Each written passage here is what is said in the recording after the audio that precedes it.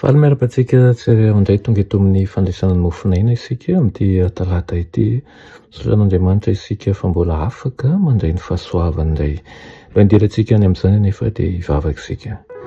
Ny Tompon'Andriamanitra eo mbola velom-pisaoranao izay ny hafahana indray miantso ny anaranao ary ihany koa ny mitalao aminao amin'izao maraina izao. Mety ianao hamoaka zava-tsoa anatin'ny tsirairay avy dia ny faharetana sy ny fahazotoana ary ny hampitombo ny finoana hatrany. Aminaran'i Jesosy, amen. Raha teny mofinaina antsika androany dia manao hoe asa iray mitory finoana. Ilaina amin'ny Hebreo 12:1 manao hoe ary ny finoana ny fahatokinany amin'ny zavatra nitenaina fa nehoana ny zavatra tsy hita. Amen. Tsy fototra iorenan'ny famonjena antsika ny finoana, nefa fitahiana lehibe tokoa.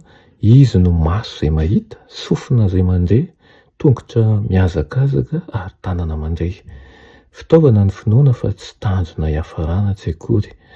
Raha nanolotra ny aina hamonjena ny mpanota Kristy, nahoana moa no tsy handray an'izany fitahiana izany?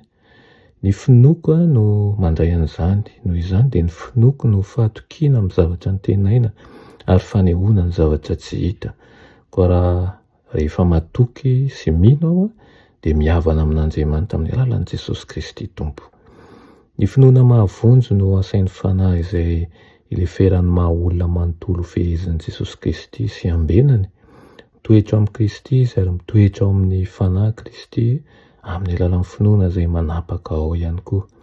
Mametraka ny fanahiny sy ny tenany eo an-tanan'Andriamanitra ny mpino ary amin'ny tokony ho ilazany manao hoe hain'i Kristy ny niaro an'izay rehetra nankiniko taminy hatrizao hatramin'izao izy.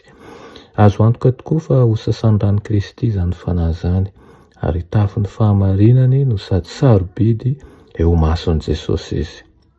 Tsarovy fa ny fampiasana ny finoana no any ahafahana mitahiry azy.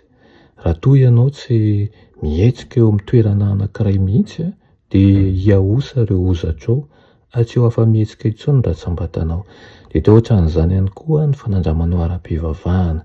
Ilainao ny mihinana ireo teny fikasan'Andriamanitra ary hiatsara arakaraka ny ampiasana azy ny finoana.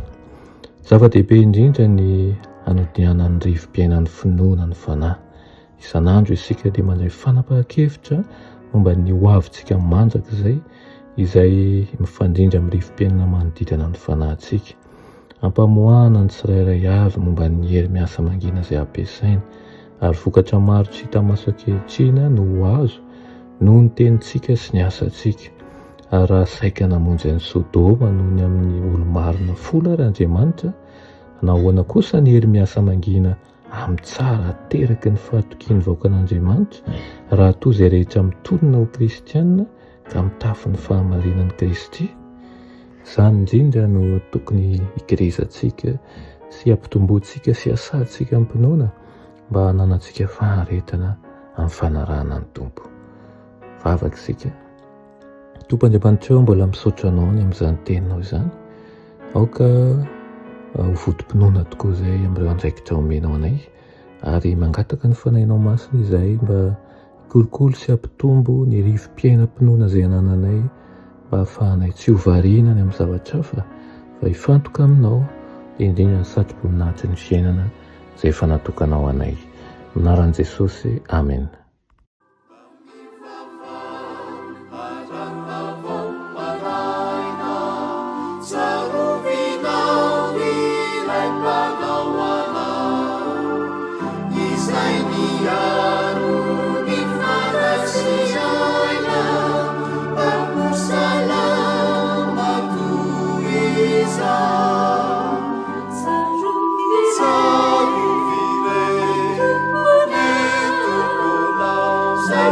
Yeah.